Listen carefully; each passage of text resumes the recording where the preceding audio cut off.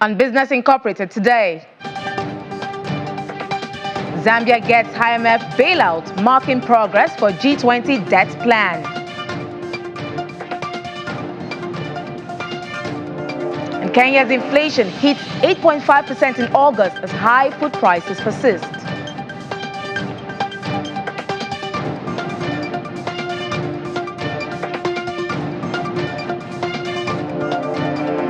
And 48 African countries meet in Barbados for the Africa-Caribbean Trade and Investment Forum.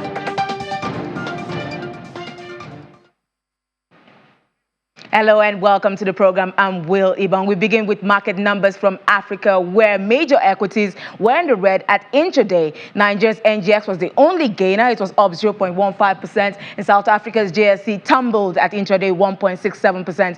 Elsewhere, Egypt's EGX 30 was also down more than 0.5%. And Kenya's closed Tuesday's trading session negative. In the Middle East, the Abu Dhabi index was down 1.13%, while Dubai's index fell more than 1/3% at intraday. And still within the region, Saudi Arabia's index fell 1.2%, while the Qatari index also dropped 1.46% at intraday. Now to Europe, where Porsche CEO Oliver Blume is taking over as CEO of Volkswagen Group September the 1st, that's today. DW correspondent Rob Watts joins me from Berlin to talk about this and all the developments in that region. Hi, Rob. Volkswagen new CEO takes on the role today. What sort of a job is he getting into?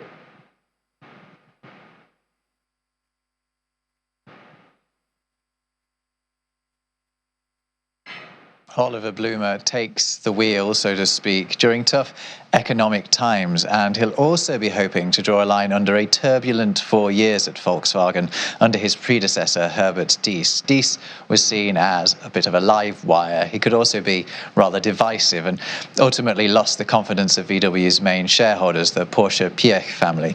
Oliver Blume has been appointed as a safe pair of hands after that. He's been at VW Group for a long time, eventually becoming the head of its luxury Porsche division. VW has promised continuity under the new CEO as it pushes on with its electric vehicle plans, although Blume is expected to be less uncompromising on this mission than his predecessor. He's indicated he might be open to extending the life of combustion power cars, but by investing in alternative, more environmentally friendly fuels. However, Blume is unlikely to make any drastic changes in the direction of travel of Volkswagen as it tries to make up ground on the other major electric car makers. So pilots, while we're looking into that, also other aspects, you see pilots at Germany's biggest airline, Lufthansa, have just announced a strike for tomorrow. What impact will that have? Well, it's going to add to the misery of air passengers who've already endured a summer season of disruption. Earlier this month, Lufthansa reached a deal with ground staff to end a dispute that had resulted in the cancellation of more than 1,000 flights. Now it's the pilots who are looking for a better deal from the airline. Their union, Vereinigung Cockpit, is looking for a 5.5% pay increase this year for its 5,000 members to help them cope with inflation that's currently at 7.9% here in Germany. Lufthansa says the union's demands would increase its pilot personnel costs by 40% and says that's far too much, so it's made an alternative offer, which it describes as very good, of an extra €900 per month for pilots. But the union says that's not enough and has called it a missed opportunity. So the strike is due to begin at midnight German time tonight, and a rough end to the week potentially lies ahead for thousands of air travellers here in Germany. So, Rob, we had Eurozone numbers, inflation numbers yesterday. How did the market react to that? Well, in short, not well. The latest data for the 19 countries that carry the euro put inflation across the region at 9.1% in August, which is indeed a record for the Eurozone.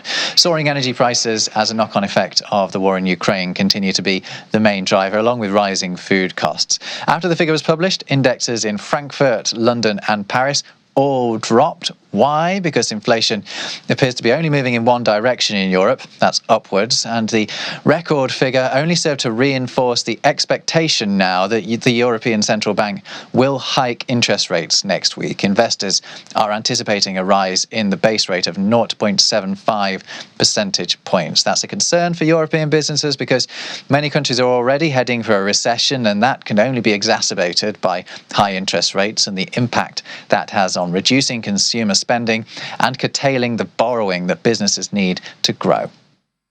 Thanks so much, Rob Watts, for your input on the program. Always good to have you. Now over to the UK now, where energy prices and high cost of living is still the center of discussions. Juliana is standing by to give us details on that and more. Juliana, how are you doing today? I'm doing great, thanks. Now I'm speaking to you, Will. Now, Juliana, I saw reports that energy prices are dropping from August highs. Are you feeling it? How real is this, Juliana? Yeah, well, we've got to be careful, Will, with some misleading headlines. Although it is true, from what I've read, I don't know if it was the same report, but there is a consultancy firm, an energy consultancy firm called Auxilian, and they're able to kind of, rub their crystal ball, which I know that you guys do like to use over there. And they have shown that, yes, wholesale prices, not just in the UK, but across, I believe, Germany and France, dipped slightly on Tuesday. And this is not going to take fruition now, but this because of the dip, they were able to look into the January price cap and the April price cap. So for the January price cap, which is currently estimated to reach £5,000, it could drop by £62. In April, when the energy price cap is expected to reach £6,300, it could drop by about £1,000. So this is good news because any dip is a dip and it has to be taken positively. But of course, if you think that this time last year we were paying about £1,000 a year for our bills, a couple of months ago, £1,900. Now it's 3,500, then 5,000, then 6,000. So again, we should take it as good news, but I think it's way too soon to breathe a sigh of relief. And of course, we need to see how this war in Ukraine does continue. So I do hate being the bearer of bad news, as so often I am when I appear on this show. But things are still pretty critical, and we are just waiting for Liz Truss to be announced as Prime Minister and to see what urgently is going to be done to resolve the crippling anxiety that is causing people not to sleep and not to eat in the UK because bills are just so high, and it's not just energy bills. So, Juliana, you're definitely not a bearer of bad news. So how are the markets reacting to all this? The markets are not great, and in fact there is a little bit of breaking news that I just saw, worth mentioning because it kind of, I think people in Nigeria will understand this. There is going to be some industrial action again. We've already had industrial action from lawyers, from train staff, postal staff. There's going to be another rail strike, but thousands of British university staff have said that they will be voting to strike in dispute over pay, joining the swelling ranks of workers taking industrial action. Now that's a bit of breaking news, but of course that does have a knock-on effect because especially the private sector of university contributes so much to the economy. Political, economic woes have tied into how the FTSE is reacting at the moment. We've already been talking extensively about the lows of the British pound sterling. It's already dropped by about 14% of its value this year alone. Last month, August, was the worst month that it's seen against the US dollar since 2016. So it is all doom and gloom, but there is hope, and I think it's I think it's important to mention that because some people, of course, take every single word with fear. it's not fear, but this is just the market reality at the moment. But I'm sure, there is going to be a shining light coming soon, but not for the FTSE today. Red is the colour. It's down 1.47%. FTSE 100 down 1.49%. The FTSE 250 is down even further by 1.70%. In the currencies market, as we said, the British pound is currently trading down on the US dollar by 0.48%. I believe one British pound will buy you $1.15, nearly at that $1.14, which would be a 1985 low. Also, the pound is down on the euro, but slightly, only by 0.01%, and the sterling is down at intraday on the Japanese yen by 0.05%. But good news to come. I can feel it. Will, can you feel it? I can feel good news, Juliana. I can feel it. Thank you so much. Thank you so much, Juliana, for your updates. So triple digits losses for the indexes there, but we are looking for a rebound anytime soon. Thank you so much, Juliana, for always coming in. And over to Barbados, so as the inaugural African Caribbean Trade and Investment Forum begins in Bridgetown, organizers and participants are hoping to see increased business and strategic relationship between the Caribbean and African countries. The Global Head Client Relations Afrexim Bank, Renee Awambang, and the Chief Executive Officer of Invest Barbados, Kay Ann Greenbridge, are optimistic on the impact of the forum would exert on participants. Active 2022 has as its theme, One People, One Destiny, Uniting and Reimagining Our Future. The Caribbean is very important to us at the African Export-Import Bank and to the African Union. What we are trying to achieve here is to foster trade between Africa and the Caribbean.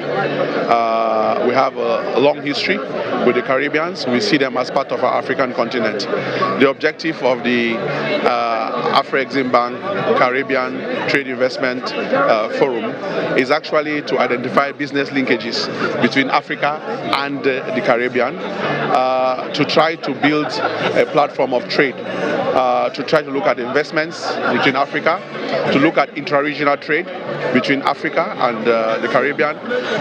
What we expect as outcomes is to sign partnerships, to sign agreements, to build the African Caribbean Trade Promotion Council, to establish a subsidiary of the African Export-Import Bank here in the Caribbean, to get the Caribbean countries community to participate in the equity shareholding of the African Export-Import Bank, and to grow global trade between Africa and the Caribbean. We thought that it is high time that we really bring back Africa and the Caribbean together. There are two regions which naturally were together in the beginning, but somehow we've been able to spread apart. And we now think it is time to form those linkages. There's so much likeness between the two continents, and it's high time we built to more south-to-south cooperation. And what time better than now? We keep talking about it, but we needed to put action to the top and make sure that this happens. So we say, why now? Because why not? Well, we had the inaugural CARICOM and Africa Heads Conference last year in September, and actually, this is actually one of the strategic objectives coming out of the conference, to bring a business forum with business people from both regions together in one location so we can have those conversations.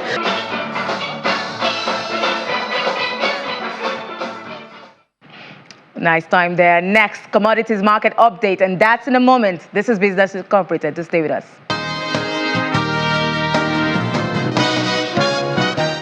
Welcome back. For the second time this summer, Gazprom, Russia's government-owned energy giant, shut off natural gas flows early Wednesday through Nord Stream 1, the critical pipeline that connects Russia to Germany, raising fresh worries about European energy supplies. It is said that the latest restrictions would last for 3 days and were necessary to allow repairs. Maiwa Ige, Senior Associate Financial Derivatives Company, joins me to shed more light on this and the benefits for natural gas producing countries in Africa. Hi, Maiwa. Good afternoon. It's good to have you here. Hello, good afternoon. Thank you for having me. So, Maiwa, European gas, the benchmark has really been high these days, and especially with the shutdown of the Russian gas supplies to Europe. What will be the benefit or the impact it will have on Africa, and especially African countries that produce natural gas? Well, ideally, if you have the shutdown a shutdown leading to shortage of gas supply, we should see gas prices rise, which means that there's opportunity for other gas producing countries, especially in Africa, to meet the supply shortage and also boost their revenues.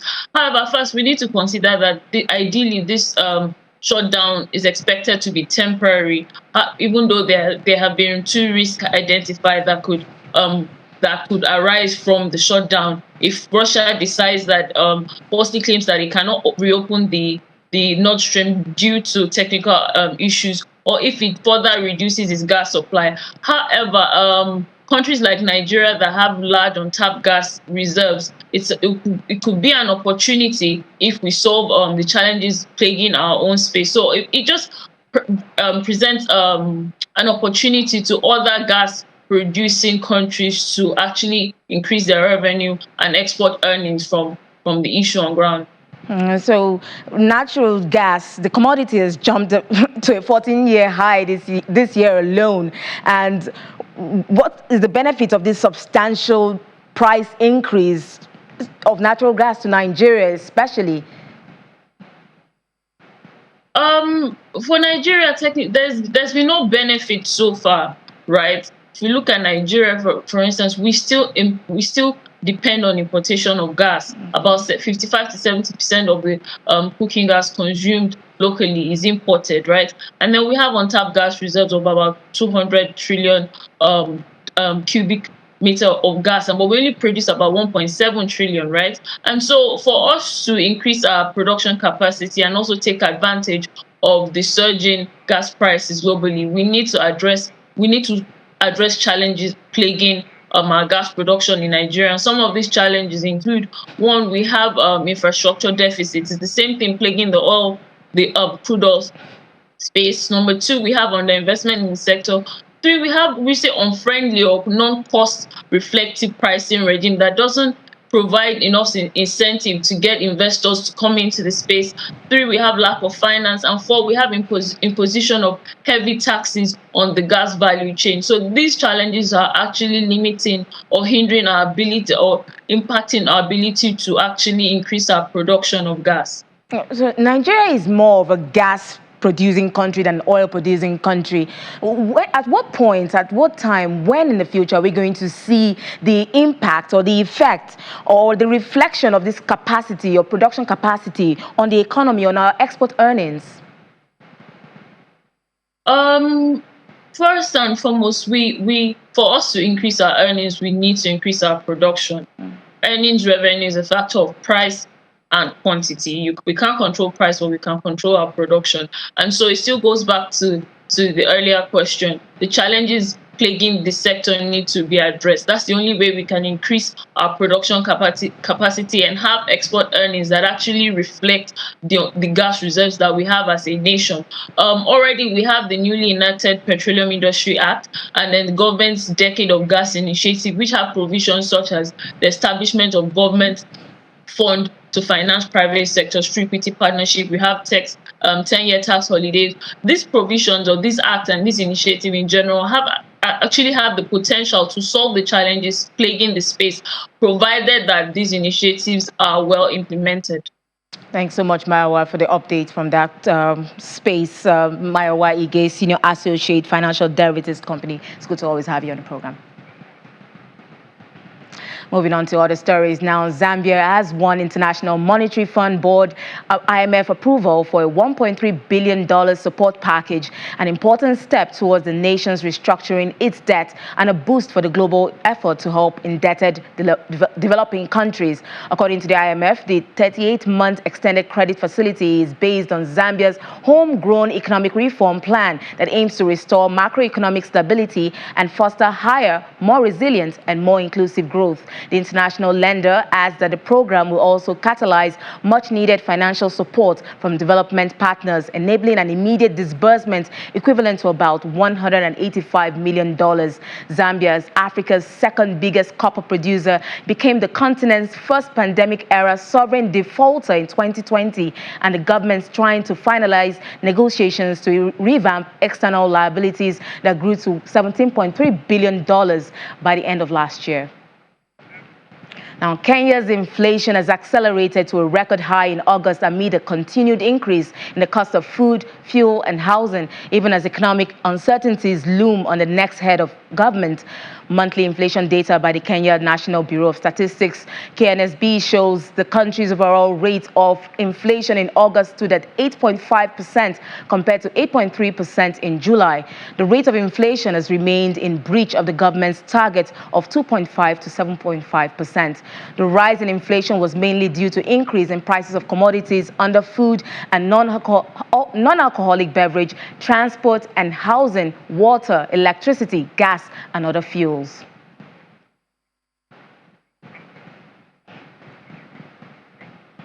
And that's it on the program. I'm Will Ibong. Thanks for watching.